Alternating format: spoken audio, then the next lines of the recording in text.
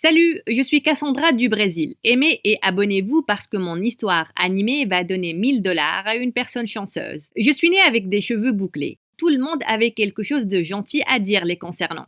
C'est une poupée, avec ses boucles blondes et ses grands yeux bleus. Une poupée? Elle ressemble vraiment à son père. Comment une fille avec des traits si masculins peut ressembler à une poupée? Elle est très malchanceuse de ne pas me ressembler. Oui, tout le monde pensait que j'étais adorable, sauf ma mère. Ses cheveux étaient aussi raides qu'un crayon, et les miens semblaient l'agacer. Eh bien, tout me concernant semblait l'agacer. Elle passait ses journées à regarder la télé, ou à parler durant des heures à ses amis. En gros, à m'ignorer. Mais je n'en avais rien à faire. J'avais un tas d'amis imaginaires. Heureusement, papa n'était en rien comme elle. On était riches et il était le propriétaire d'une usine locale de canne à sucre. Et en étant enfant, je pensais qu'il devait être très sucré parce qu'il créait du sucre. Le soir, quand il rentrait à la maison, je lâchais tout et je courais vers ses bras. Il avait toujours une surprise pour moi dans son sac. Tu as mangé tous tes légumes aujourd'hui, ma chérie? Bien sûr que oui, papa. Et puis, je recevais une barre de chocolat. Mais maman trouvait toujours une manière pour gâcher le moment. Tu vas arrêter de lui donner des sucreries. Tu veux qu'elle devienne grosse et que toutes ses dents tombent. Mais papa l'ignorait simplement. Je pensais qu'elle était juste jalouse que papa m'aime plus qu'il ne l'aimait. Un jour, quand je suis allée avec maman au magasin du coin, on est tombé sur notre voisine et sa fille Karen, qui avait mon âge. C'était une vraie capricieuse. À chaque fois qu'on se voyait, elle faisait des grimaces bizarres derrière les dos de nos mamans. Mais en partant, elle se tournait vers maman et lui souriait comme un ange. Bye tata, j'étais très contente de te voir. Oh, ta fille est la plus adorable et j'adore ses beaux cheveux raides. J'aurais souhaité avoir une fille comme elle. Mais maman, tu m'as moi et je suis aussi jolie. Papa le dit. Karen est juste une enfant magnifique. Karen et moi allions à la même école, et parce qu'elle était jalouse de ne pas être la plus jolie fille de la classe, elle essayait toujours de me faire des misères. Une fois en CM2, on était dans une ferme pour une sortie d'école, et quand la prof ne regardait pas, Karen m'a fait trébucher. Je suis tombée, face première, dans une grosse bouse de vache. Haha, là, tu ressembles à l'un des animaux de la ferme. Tout le monde a commencé à rire, et la prof m'a aidé à me nettoyer. Je devais faire quelque chose pour me venger de Karen. Pendant que le fermier nous parlait de ses cochons adorés, j'ai vu Karen se pencher par-dessus la clôture de la porcherie. Je me suis doucement avancée vers elle avec une plume et j'ai chatouillé l'arrière de sa jambe. Elle est passée par-dessus la clôture, elle est directement tombée dans la porcherie. Haha, regardez tout le monde, il y a un nouveau porcelet nommé Karen. Tout le monde a éclaté de rire, alors que Karen se levait en furie, couverte de la tête aux pieds, debout. Elle m'a fixée et elle a crié. Mais elle n'a pas pu prouver que j'avais fait quelque chose. Quelques semaines après, il était temps pour le concert d'école et les filles dans notre classe devaient faire une danse. La prof nous a mises, Karen et moi, au premier rang. Le soir du concert, la performance se déroulait très bien. Mais soudain, Karen m'a heurté très fort et m'a fait tomber de la scène. La musique s'est arrêtée. Et tout le monde s'est tourné pour me regarder. J'ai sauté sur scène et j'ai furieusement poussé Karen. Une grande bagarre a éclaté pendant que les profs nous séparaient, et puisque tout le monde m'a vu l'attaquer, j'ai été bannie de la performance. J'ai vu maman dans le public agitant la tête de désespoir, et j'ai juste couru de la scène. J'ai directement heurté papa dans le couloir de sortie. Il m'a enlacée alors que je pleurais des larmes de colère. Ce n'était pas ma faute, papa. Elle m'a poussée en premier. Je sais, j'ai vu ça. Je vais parler à ses parents et au principal, ne t'inquiète pas. C'est là que ma mère est apparue de derrière en colère. Tu ne vas rien faire de la sorte. Notre fille avait tort. Tout le monde l'a vu pousser Karen de la scène. Mais maman, je suis tombée en premier parce qu'elle m'a poussée. Arrête d'inventer des histoires et assume la responsabilité de tes actions. Ne lui parle pas comme ça, ce n'est qu'une enfant. Et tu la gâtes beaucoup trop.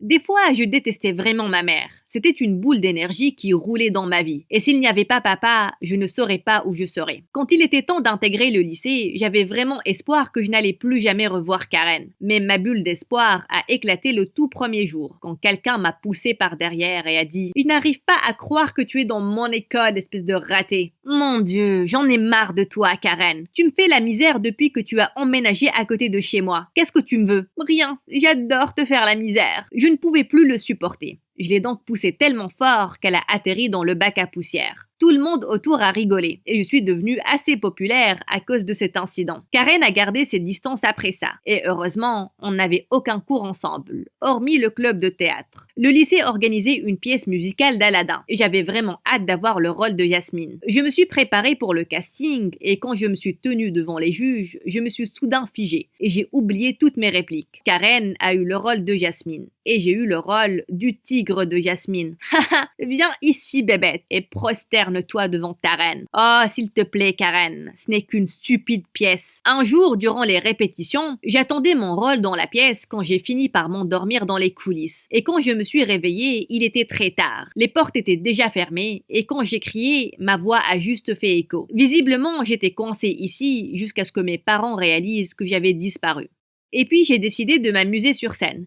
J'ai mis le costume de Jasmine et j'ai commencé à jouer toute seule. J'ai fait la révérence à un public imaginaire et mon cœur est presque sorti de ma gorge quand quelqu'un a applaudi. Qui est-ce? Soudain, un grand garçon mignon a surgi d'un coin obscur et il s'est avancé vers moi. « Salut, je suis Sean. Qu'est-ce que tu fais ici ?» Je reste des fois pour aider mon père à nettoyer après que tout le monde soit rentré. En fait, j'ai aimé ton spectacle. Tu as le rôle principal. Non, je ne l'ai pas. Je m'amusais juste un peu. Mais tu étais tellement bonne, Cassandra. Je t'ai même filmé avec mon téléphone. Oh, s'il te plaît, efface ça. Tu connais mon nom? Tout le monde le connaît. Tu es célèbre pour avoir poussé cette Karen. Je sais. Sean avait les clés de la porte et il m'a proposé de me ramener à la maison. Et dès qu'on est arrivé, papa m'a enlacé très fort. Chérie, on s'est tellement inquiété pour toi. Tu ne décrochais même pas au téléphone.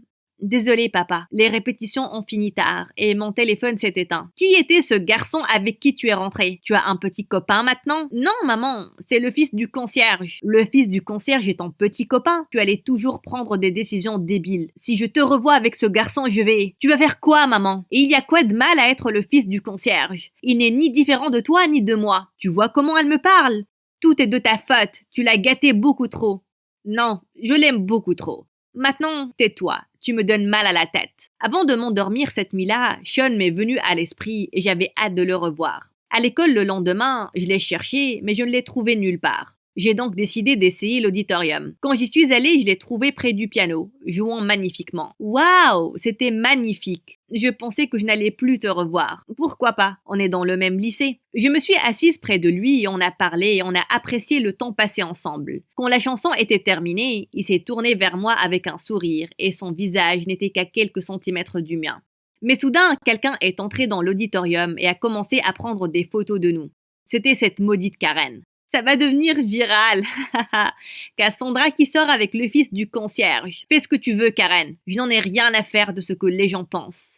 Karen a posté les photos sur Instagram et les a envoyées à maman aussi. Tu as intérêt à arrêter de voir ce garçon, sinon je vais partir de cette maison. Ce serait un soulagement pour moi et papa si tu pars. Ce n'est pas comme si tu nous rendais heureux. Cassandra, ce n'est pas gentil de dire ça à ta mère. Mais c'est vrai, papa. Maman n'est jamais contente de rien. Maman est partie en furie, alors que papa est resté et m'a parlé de Sean. Cette fois-ci, il était d'accord avec maman et m'a dit que j'étais trop jeune pour avoir un petit copain. Mais papa, il n'est pas mon petit copain. Il est juste un bon ami. Je pense qu'il est mieux pour toi de rester loin de lui, Cassandra. Papa me demandait à peine de faire quelque chose. Donc quand il m'a poliment demandé ça, je sentais que je devais le faire. J'ai évité Sean toute la journée à l'école. Mais quand je marchais pour rentrer chez moi, il m'a rattrapé. S'il te plaît, Cassandra, attends. Je sais que tu ne veux pas me parler. Ce n'est pas ça, Sean. Je pense que mes parents n'acceptent pas. Je suis désolée. Ne le sois pas. Je comprends, mais je ne vais plus t'ennuyer. C'est tout ce que je voulais dire. Je me sentais mal en le regardant partir, mais je ne voulais pas décevoir mon père non plus. Et quelques jours après, j'ai remarqué que Sean a arrêté de venir en cours. J'ai demandé à l'administration de l'école et on m'a dit que son père a démissionné et a retiré Sean de l'école. Sean était parti et je n'ai même pas dit au revoir. Même une année après, je pensais à lui souvent. Et puis un jour, j'ai vu tout le monde coller à leur téléphone. Et quand ils m'ont vu, ils sont venus en courant. Hé Cassandra, apparemment ton petit copain concierge est célèbre maintenant. Il a même écrit une chanson pour toi. Elle m'a montré son téléphone et j'étais choquée. Sean était sur YouTube, me dédiant sa chanson. Celle-ci est pour toi, Cassandra. Ta tête dorée et les yeux bleutés, la voix d'un ange, crois-moi, c'est la vérité.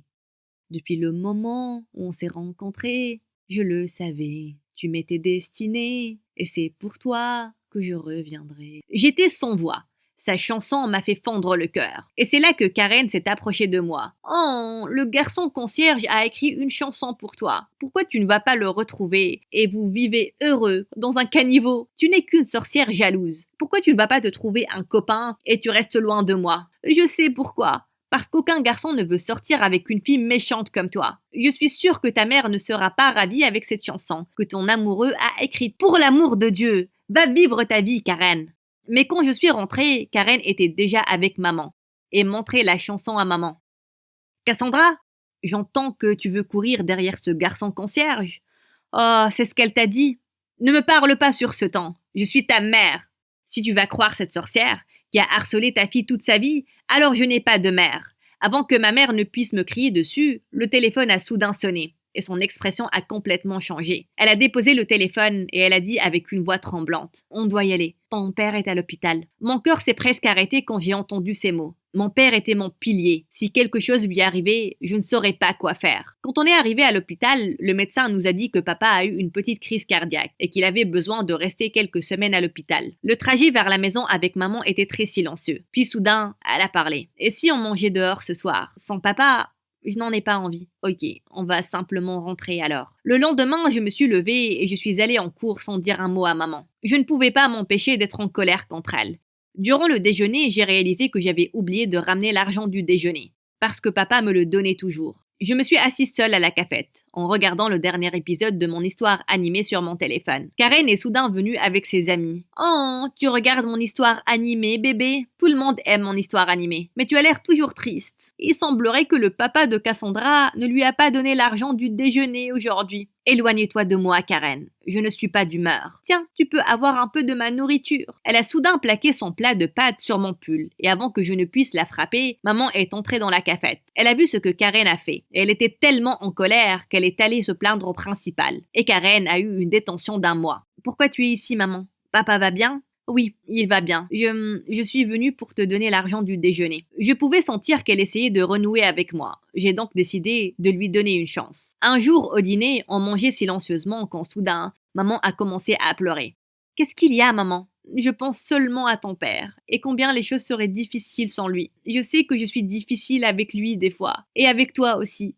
Mais ça ne veut pas dire que je ne vous aime pas beaucoup. Tu le sais, n'est-ce pas? » C'était la première fois que je l'entendais dire qu'elle m'aimait. J'ai pris un moment, puis je me suis penchée et j'ai pris sa main. « Oui, je sais, maman, et je suis ici pour toi. » Papa est rentré quelques semaines après, mais il avait toujours besoin de repos. Donc maman a commencé à aller à l'usine pour superviser les choses. Et j'étais ébahie parce qu'elle était bonne. C'est là que j'ai découvert qu'elle travaillait là-bas aussi.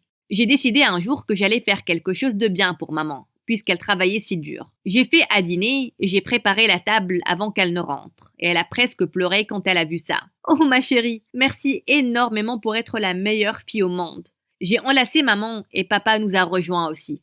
On était enfin une petite famille heureuse. Quelques mois après, c'était la nuit du bal. Et je n'avais pas de cavalier. Après que la chanson de Sean soit devenue virale, tout le monde pensait que j'étais toujours sa copine. Donc personne n'a pris la peine de m'inviter. Mais ce n'était pas vrai. Sean ne m'a même pas contacté. J'avais l'intention de rater le bal, mais mes parents ne voulaient rien entendre. Maman m'a aidé à choisir une robe, et puis papa a pris des photos de moi. Reviens avant que ça ne sonne minuit. Sinon, tu vas te transformer en citrouille. Le bal était bien, jusqu'à ce qu'ils mettent la chanson de Sean. Mon Dieu, pourquoi ils devaient mettre ça? Je partais dans le couloir quand soudain, Karen m'a heurté accompagnée de son cavalier. Oh, quel dommage, quelqu'un a l'air seul.